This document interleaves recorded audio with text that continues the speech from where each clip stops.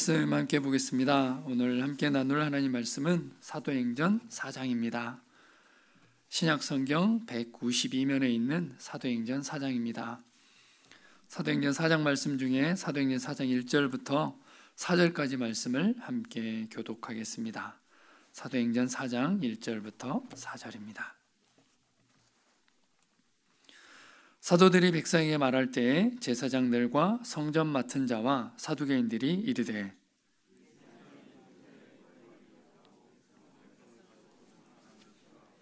그들을 잡음에 날이 이미 저물었으므로 이튿날까지 가두었으나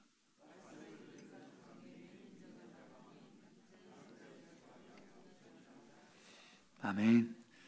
하나님 감사합니다.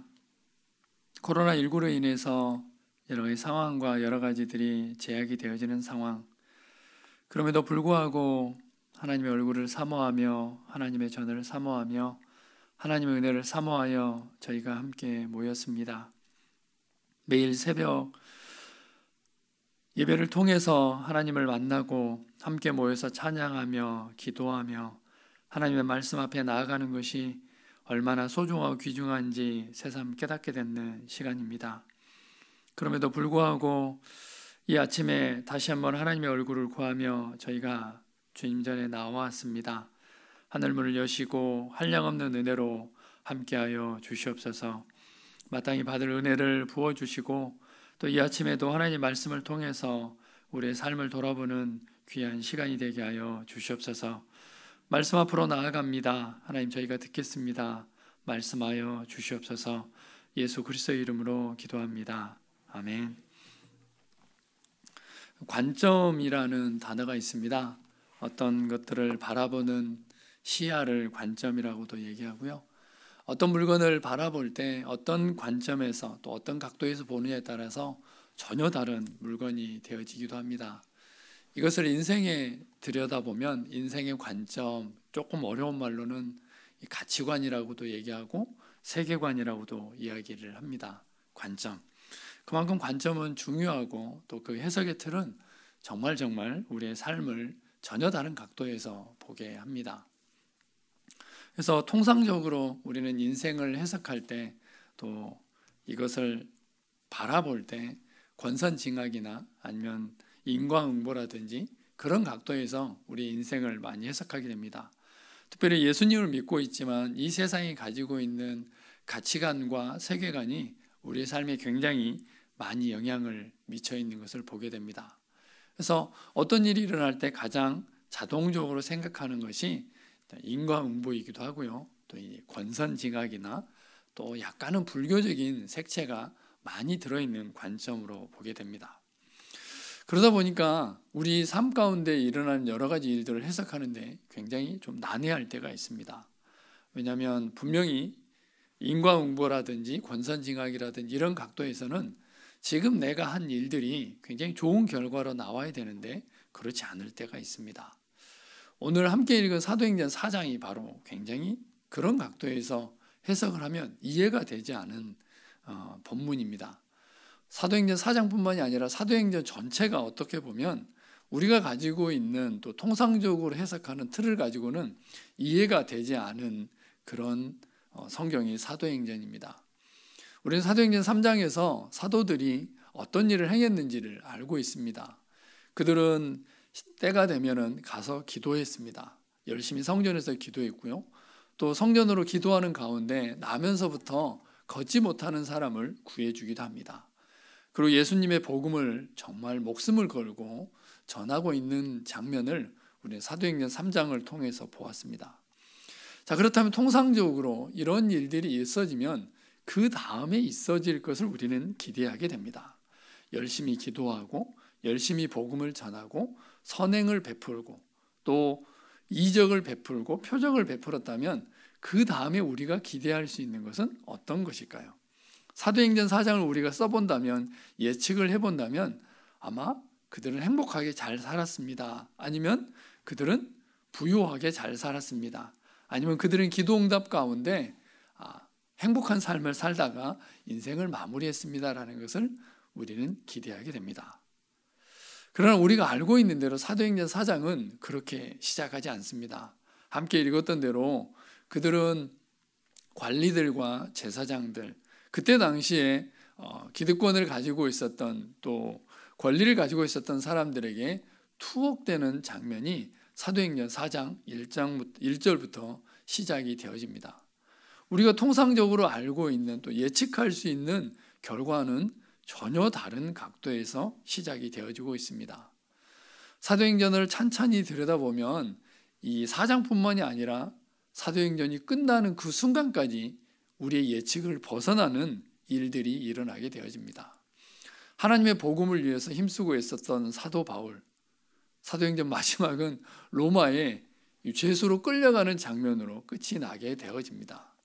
복음을 전했던 사도들, 또 수많은 제자들, 그들은 핍박 가운데 목숨의 위협을 받으면서 계속해서 하나님의 복음을 전파하는 내용이 사도행전입니다.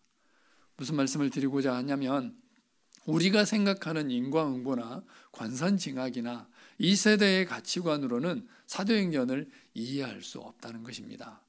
자, 그러면 사도행전을 어떤 각도에서 또 어떤 키워드로 또 어떤 관점에서 이해할 수 있느냐? 그것은 우리가 잘 알고 있는 사도행전 1장 8절 말씀입니다. 오직 성령이 너에게 임하시면 너희가 권능을 받고 예루살렘과 온 유대와 사마리아와 땅끝까지 이르러 내 증인이 되리라 하시니라. 사도행전 전체를 이 사도행전 1장 8절 말씀의 관점에서 보지 않으면 도저히 이해할 수 없습니다. 우리가 통상적으로 가지고 있는 관점에서 사도행전을 이해하려고 한다면 우리는 도저히 사도행전을 이해할 수 없습니다. 그런 의미에서 오늘 우리가 함께 보고 있는 사도행전 4장도 사도행전 1장 8절 말씀, 성령의 권능이 임하시고 그 권능이 임했을 때 이 제자들이 어떻게 사마리아와 예루살렘과 온 유대와 사마리아와 땅끝까지 이르러 하나님의 복음을 어떻게 전하는지, 그리고 그 복음이 어떻게 편만하게 땅끝까지 가는지를 보는 그 각도에서 사도행전 4장은 이해가 되어져야 됩니다. 그 각도에서 사도행전 4장을 함께 우리가 찬찬히 다시 한번 들여다보겠습니다. 성령의 권능이 임하고 또 이 복음을 전했을 때 팽팽한 긴장감이 있을 수밖에 없습니다. 왜냐하면 사단은 이 세상을 결코 호락호락 내어주려고 하지 않기 때문입니다. 또 이 복음이 전파되어질 때 이 사단의 긴장감, 또 사단의 대항, 또 이 세대에 대항이 있을 수밖에 없다는 것을 우리는 사도행전 4장을 통해서 볼 수 있습니다. 그래서 사단은 첫 번째로 사용하는 도구가 있는데 그것은 바로 위협과 협박입니다. 사도행전 4장 17절 말씀부터 보면 이것이 민간에 더 퍼지지 못하게 그들을 위협하여 이후에는 이 이름으로 아무것도 말하지 말게 하자고 그들을 불러 경고하여 도무지 예수의 이름으로 말하지도 말고 가르치지도 말라 하니 베드로와 요한이 대답하여 이르되 하나님 앞에서 너희의 말을 듣는 것이 하나님의 말씀을 듣는 것보다 옳은가 판단하라.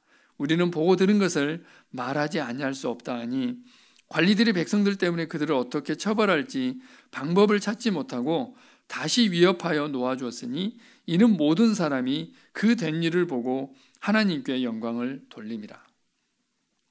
분명히 제자들은 좋은 일을 했습니다. 성령님께서 가르치신 그 말씀대로 따라 행하고 있고 선을 행하고 있고 복음을 전하고 있는데 그들에게 온 결과는 위협과 협박입니다. 그리고 투옥입니다. 그래서 이 겁박이라는 단어가 있는데요. 겁박은 상대를 자신의 뜻에 따르도록 강요하는 것, 또 자신의 뜻에 억지로 따르게 하는 것, 이것을 겁박이라고 얘기합니다. 지금 관리들은 제자들을 겁박하고 있습니다. 협박하고 있고 위협하고 있고 그 여러 가지 행위들 중에는 바로 투옥도 있습니다. 우리가 하나님의 뜻에 따라 살려고 했을 때, 또 하나님의 말씀에 순종할 때 우리는 통상적으로 생각하는 것은 이 순종을 하면 복이 올 것이다. 순종이 오면 좋은 결과가 올 것이라는 것을 예측하고 순종을 합니다. 제자들도 아마 그랬을 수 있습니다. 그런데 제자들이 행했던 일의 결과는 전혀 다른 각도에서 진행이 되어지고 있습니다. 바로 사도행전 4장 17절부터 21절까지 있는 위협, 경고, 협박, 겁박, 투옥 이런 단어들로 이루어지고 있습니다. 이것은 제자들뿐만이 아니라 선지자들도 역시 마찬가지였습니다. 하나님의 말씀을 들고 섰던 예레미야도 아모스도 그리고 구약에 있는 수많은 선지자들도 이런 상황 가운데 있을 수밖에 없습니다. 어떻게 보면은 하나님의 말씀을 따라 행하려 했을 때, 또 하나님의 말씀을 순종했을 때 당연히 오는 결과가 바로 오늘 사도행전 4장에 있는 결과일 수도 있습니다. 레미야 20장 1절 말씀입니다. 임멜의 아들 제사장 바수울은 여호와의 성전의 총감독이라. 그가 예레미야의 이 예언함을 들은지라. 이에 바수울이 선지자 예레미야를 때리고 여호와의 성전에 있는 베냐민 문 유층에 목에 씌우는 나무 고랑으로 채워두었더니, 하나님의 말씀을 대언한 예레미야는 지금 말 그대로 맞고 그 다음에 목에 고랑을 채워서 지금 감옥에 투옥되는 그런 상황을 보게 됩니다. 우리가 가지고 있는, 또 우리가 통상적으로 이해할 수 있는 관점에서는 도저히 이해할 수 없는 상황들이 벌어질 때가 있습니다.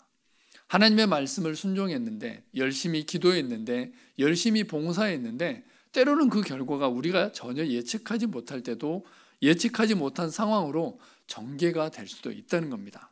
왜냐하면 하나님께서는 지금 사도행전 1장 8절 말씀을 제자들의 삶을 통해서 이루시기를 원하시고, 또 그 사도행전 1장 8절 말씀을 우리의 삶을 통해서 이루시기를 원할 때가 있습니다.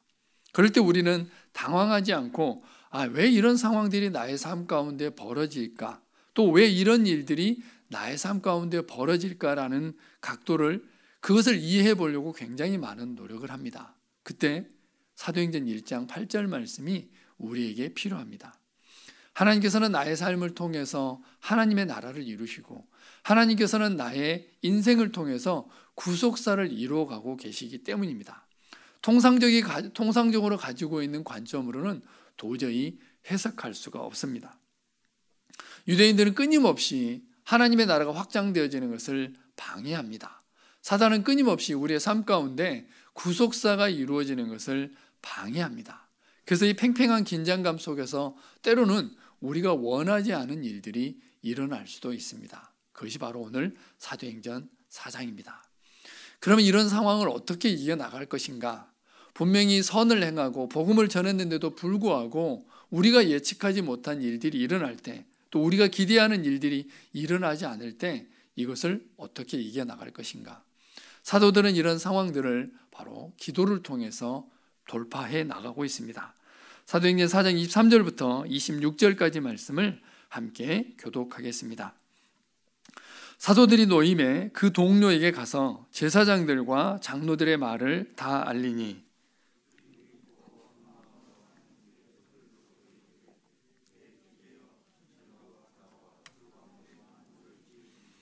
또 주의 종 우리 조상 다윗의 입을 통하여 성령으로 말씀하시기를 어찌하여 열방이 분노하며 족속들이 허사를 경영하는고.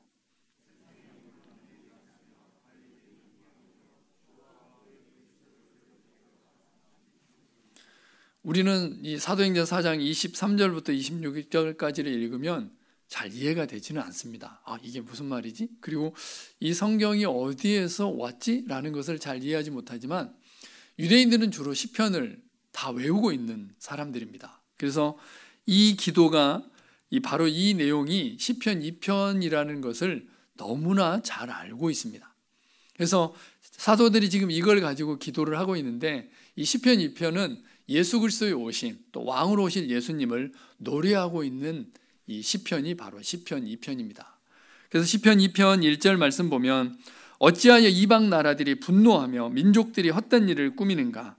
세상의 군왕들이 나서며 관원들이 서로 꾀하여 여호와와 그의 기름 부음 받은 자를 대적하며 우리가 그들의 맨 것을 끊고 그의 결박을 벗어버리자 하는도다.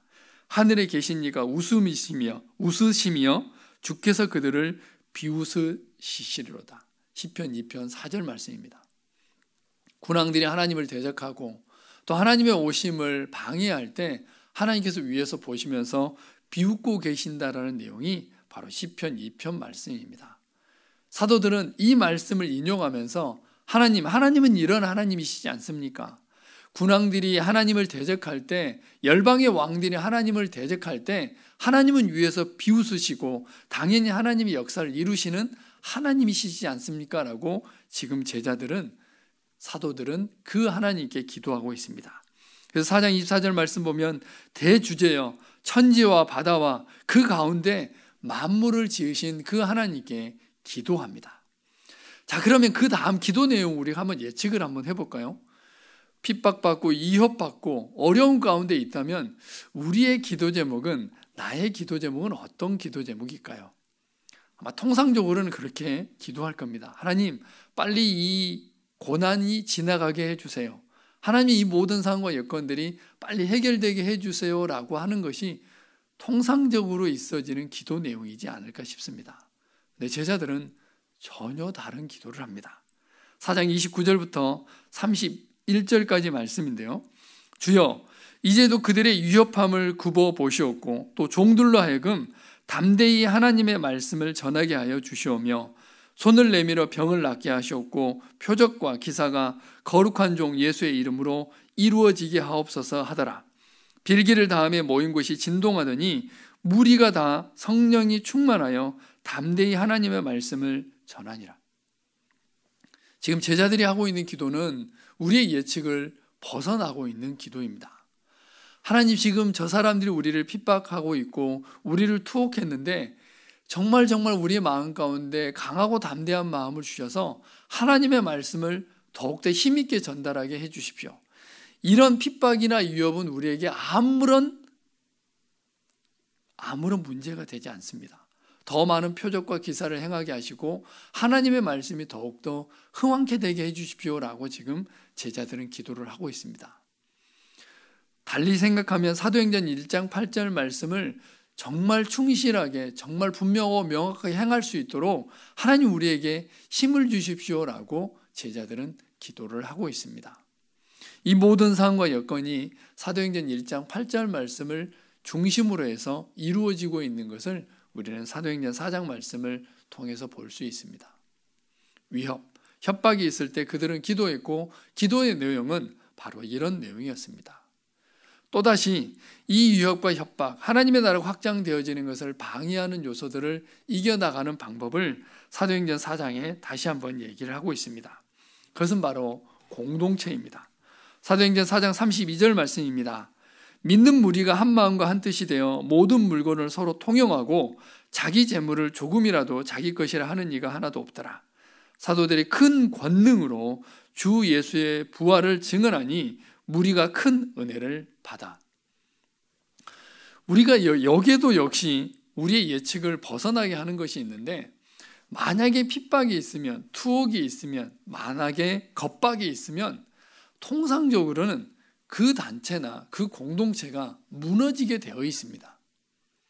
그러니까 복음을 전하는데 하나의 예배 공동체가 이루어지는 데 있어서 핍박이 있으면 어떻게 되냐면 그 공동체는 흩어지게 되어지는 거고 없어지게 되는 것이 일반적인 관점입니다. 아마 이것은 역사가 증명하고 있는 거고요. 또 어떤 단체가 하나 생겼는데 이 단체를 외부적인 힘으로 위협을 하게 되면 자연스럽게 그 단체는 없어지게 되는 거죠. 아마 초대교회 때가 있을 때 관리들과 바리새인과 서기관과 제사장들도 아마 그런 생각을 했었던 것 같습니다. 협박하면, 위협하면, 투옥을 하면 이 사람들이 흩어질 것이다라고 생각을 했습니다. 그러나 초대교회 성도들은 그러지 않았습니다. 더 자주 모이게 됐고 더 자주 모여서 기도하고 더 함께 모여서 예배하는 모습을 볼 수 있습니다. 그것을 더 지나서 이 사람들은 어떻게 했냐면 자기가 가지고 있는 모든 소유를 다 팔아서 지금 공동체를 이루어가고 있는 모습을 볼 수 있습니다. 하나님의 말씀, 사도행전 1장 8절이 이루어지려면, 이 말씀이 현실 가운데 나타나려면 바로 기도와 공동체성이 있어야 된다는 것을 사도행전 4장 말씀을 통해서 우리에게 들려주고 있습니다. 그래서 이 모든 일들이 이루어졌을 때, 또 이 일들이 진행되어졌을 때 사도행전 1장 8절 말씀은 우리의 삶 가운데 그리고 구체적으로 실현이 되어질 수 있습니다. 오늘 사도행전 4장에 나와 있는 일들, 또 일주일 내내 우리는 또 앞으로 계속해서 사도행전을 묵상을 해 나갈 것입니다. 그런데 이 모든 일들이 사도행전 1장 8절 말씀이 아니면, 하나님의 나라가 확장되어지고 구속사가 이루어지는 관점이 아니면 우리는 사도행전을 이해할 수 없게 됩니다. 달리 또 다시 다른 각도에서 우리의 삶 전체를 이해하는 것도 역시 마찬가지입니다. 세상에서는 인과응보나 권선징악이나 아니면 복이나 아니면 여러 가지 일들을 통해서 인생 전체를 해석하려고 합니다. 그러나 그 각도에서 우리의 인생을 해석해 보려고 하면 정말 이해 안 되는 부분이 너무나 많이 있습니다. 제자들이 그랬듯이 하나님의 복음을 전하고 선을 행하고 하나님의 나라와 의를 구하고 열심히 다른 사람을 섬기고 봉사하고 예배하고 하나님의 교회를 섬겼는데 오는 결과들이 우리가 예측하는 결과가 아닐 수도 있다는 것입니다. 그러면 이것을 어떻게 해석하고 어떻게 이해할 것이냐? 사도행전 1장 8절 말씀, 또 우리 인생을 향하신 하나님의 나라와 구속사가 이루어지는 그 각도를 통해서만 우리는 우리의 삶을 이해할 수 있습니다. 아마 인생 전체를 쭉 훑어봤을 때 아마 이 각도로, 이 관점으로 이해했을 때 우리는 우리의 삶을 이해해 나갈 수 있습니다. 오늘 하루의 삶도 역시 마찬가지고요. 우리가 주님 앞에 서는 그날까지도 역시 마찬가지입니다.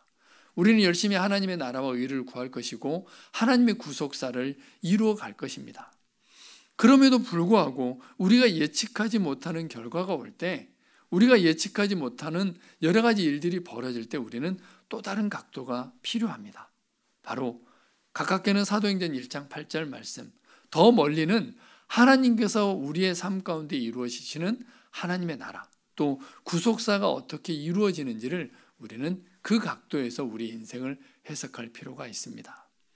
제자들은 위협에도 협박해도 어떤 상황과 여건 속에서도 사도행전 1장 8절을 이루어가고 있습니다. 사도행전은 바로 이 사도행전 1장 8절 말씀이 어떻게 이루어지는지를 정말 자세하게 기록을 해나가고 있습니다. 내일도, 그 다음 5장도 6장도 7장도 8장도 바로 이 각도에서만 해석할 수 있고 이해할 수가 있습니다.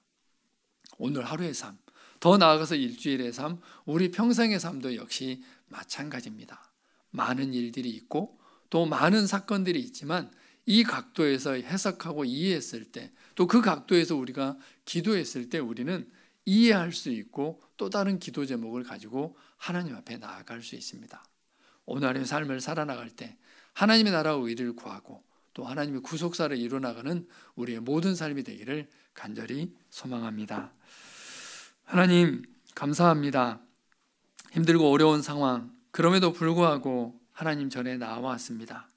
오늘 하루의 삶을 주님 앞에 의탁합니다. 한 주간의 삶을, 그리고 우리 평생의 삶을 온전히 주님 앞에 의탁합니다. 사도행전 1장 8절 말씀이 우리의 삶에 이루어지고 하나님의 나라가 우리의 삶을 통해서 이루어지고 하나님의 구속사가 우리의 삶을 통해서 이루어지는 놀라운 역사가 있게 하여 주시옵소서. 성령님, 우리의 삶 가운데 있는 많은 일들, 또 이해되지 못하는 많은 일들 이해하게 하시고 하나님의 관점에서 다시금 우리의 삶을 조명하는 시간이 되게 하여 주시옵소서. 그래서 더 많이 하나님 앞에 기도하며 찬양하며 우리를 통해서 하나님의 나라가, 하나님의 구속사가 이루어지게 하여 주시옵소서. 지금은 우리 주 예수 그리스도의 은혜와 하나님 아버지의 무한하신 사랑하심과 성령님의 교통하심 역사가 하나님의 나라를 이루고 하나님의 구속사를 이루어가기를 원하는 사랑하는 주의 백성들 머리머리 위에 지금으로부터 영원토록 함께 하시기를 간절히 축원하옵나이다. 아멘. 함께 기도하겠습니다. 주신 말씀 생각하시면서 함께 기도하시고요. 그리고 계속해서 코로나19 상황 가운데 있는데 예배를 위해서 함께 기도하겠습니다. 그리고 연말연시 교회 안에 있어지는 여러 가지 행사들 위해서 우리 주님 이름 간절히 찾고 함께 기도하시겠습니다.